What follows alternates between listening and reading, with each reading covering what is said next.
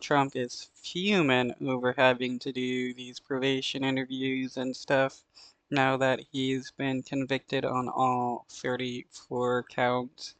That's a lot of convictions for one person, especially the guy that is looking to be president.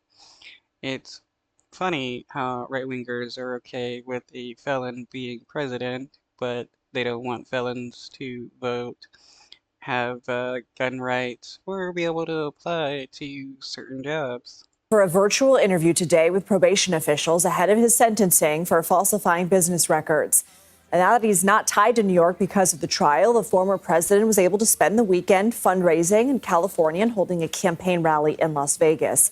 CBS campaign reporter and attorney Katrina Kaufman is in Palm Beach, Florida, where Trump is virtually attending this meeting. So, Katrina, good to see you. What can you tell us about this interview and what it's about?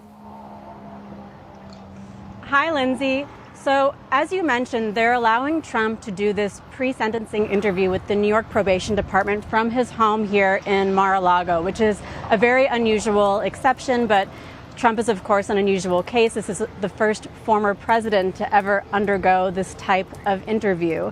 It's really a standard part of. Though we need to stop treating presidents like they're special and treat them just like any person. And Trump isn't even president, former president, so he's back to just being a private citizen. So he should be treated just like any citizen whatsoever. He should be in jail. Of the pre-sentencing process, which is ultimately given to the judge who will be sentencing Trump on July 11th.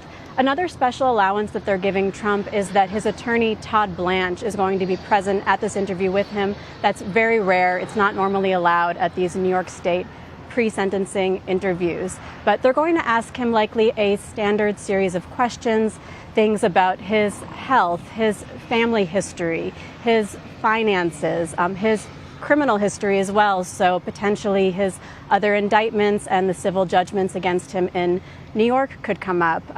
They also could ask him questions such as whether he associates with any felons. As we know, there are a number of people in Trump's circle that fit that description, so he might have to talk about whether he still affiliates with someone like Steve Bannon or Paul Manafort or Roger Stone, for example.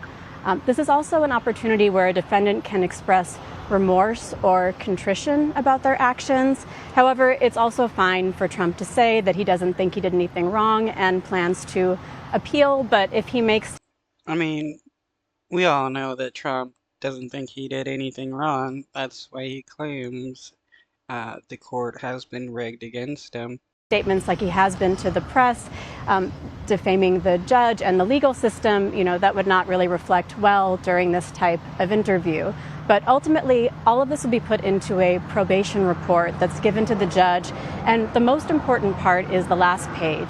That's where the probation officer says whether they think that Trump should get jail or a probation sentence, and if it's probation, what the level of supervision should be. So ultimately, this will be a sentencing recommendation that the judge takes into account along with statements from the defense attorney and prosecution, and ultimately the final sentence.